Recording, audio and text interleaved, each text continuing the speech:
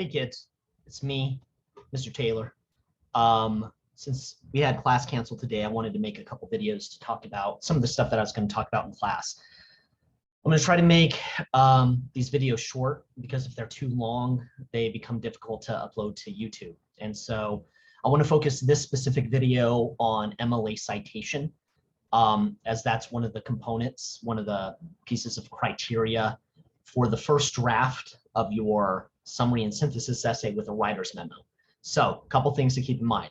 The first draft of that is going to be due next Tuesday by the start of class, and you're going to be submitting it to Feedback Fruits under the Unit 2 folder. It's the assignment with the purple icon. The order that you're going to compile your essay assignment, you're going to start with your introduction. That synthesizes the conversation. You're then going to follow it up with your 2 summaries. Then you're going to include your MLA works cited page, and then finally the writer's memo. So what I want to talk about right now is that MLA works cited page. Obviously, you're just citing 2 sources, the 2 articles that you summarized for class. And I really want to focus on the works cited page. You may use in-text citations for your summaries, but only if you're including direct quotations. Okay, so I'm going to show you where a few key resources are on Blackboard to help you format your MLA works cited page and your in-text citations as well. Okay, so let me go ahead and share my screen with you and take you to the Blackboard page. So first of all, your textbook has a few sources, has a few resources to help you out. You can actually find some of those under chapter number 6 under paraphrasing effectively. So right here you have an example of an in-text citation right here, and you also have a couple more down here. I'm going to talk about these in one moment. One thing I want to point out about the textbook is that at the very end of every chapter is a sample works cited page. So you can see one right here. Some things to notice about it is that every entry is in alphabetical order, and each entry starts with the last name first, right? Alamo, Bird, Centers for Disease Control, Crenshaw, Kimberly. Also notice that it's always the last name first, and this is really important to keep in mind, that the first line of any entry is going to be flush to the left, while the line that comes underneath it is going to be indented 5 spaces. And the reason for that is that it makes it easier for the reader to go to the works cited page and be able to put their finger down and go through the sources, and they're able to identify the last name a lot easier. When you have both lines flushed all the way to the left, it makes it harder to find that author name. So that's important to keep in mind. Other sources that are going to be helpful for you, you can find them on Blackboard. So what you'll want to do is that you'll want to go over here to resources, and you'll want to click on resources on style and say citation. That will bring you to a number of different sources here. This one right here, EasyBib MLA Formatting Guide. It's one of those programs that automatically creates a works cited page for you. I don't recommend it.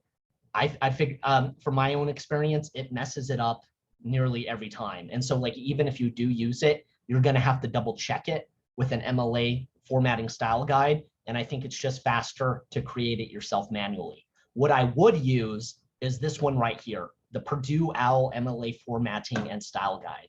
If you click on it, it'll take you to the OWL Purdue homepage. You want to go to the online writing lab, and you'll see down here, I need to get rid of these advertisements.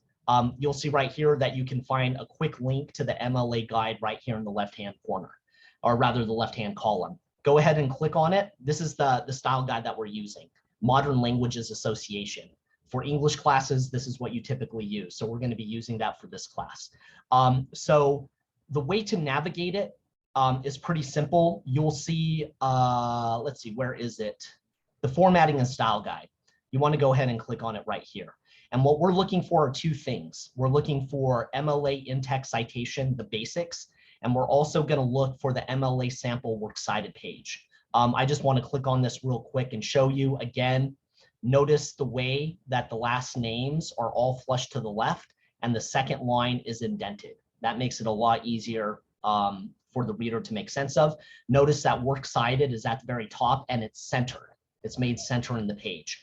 And it's all alphabetical as well. And so there are some pretty useful examples as far as the in-text citations go. Let me go ahead and find those real quick. Where did you go? Where did you go? I don't have a lot of time. I can't be wasting it. Oh, something I need to show first. How to actually cite periodicals. So what you're working with are articles from the internet. So this is what you're going to look for, the format right here, MLA Works Cited Page periodicals. You go ahead and you'll click that and it'll bring up all the different like forms, right? So this one, an article in a magazine, an article in a newspaper, a review. What we're looking for are electronic sources. So I take it back. You want to click on MLA Works Cited electronic sources, not periodicals, because those are for in print. We're only working with online sources. So click on electronic sources and it'll bring you to a list of different genres. And so what we're going to be looking for here, if you scroll down, you're going to be looking for how to cite an article in a web magazine. And this is it right here. So you'll notice that it starts with the last name first, comma, first name. And then you're going to follow up with the title of the article within quotation marks. And then after that, you're going to follow up with the title of the publication. And that title is going to be italicized. You're going to follow that up with a comma. And then you're going to include the date of publication. And it's going to be arranged this way. The date first, the month, followed by the year, and then another comma. Then you're going to include a web link to the actual site, and you're going to close it with a period. And then you're going to include it, the date that you accessed it. Accessed, let's say February 3rd, 2022. So that's going to be the format that you're going to use for the MLA Works Cited page. A couple things to point out. I would like to point out in-text citations. So where are you in-text citations? They're right here. You're going to click for the basics. And this is how you're actually going to cite your sources within the text itself. And so this is like a pretty good example of when you need to include the author's name within the parentheses and when you don't have to. So this is an example of when you know who the author is within the sentence itself. When you know that, you don't have to include the author's name in the parentheses because it's already going to be pretty clear to the reader. And so what you just need to do is you just need to include the page number that it appears in within parentheses before the period. So you close out the direct quotation with quotations, then you space, and then within parentheses, you just include the page number. You don't need a pound sign, you don't need PG dot, just the page number. And then you close it off in the parentheses, and then you follow it up with a period. Let's say, however, that the author of the direct quote is not clear, right? That it's ambiguous, and so you need to make it clear where it's coming from. So what you do here is that you add the last name before the page number. And so what that's going to help the writer do is that they're going to see who the author is, Wordsworth 263. And so it's going to be really easy for them to then go back to the Works Cited page and to scroll down. They don't have Wordsworth here. It would make more sense to do that. So ideally, Wordsworth would be at the very bottom here.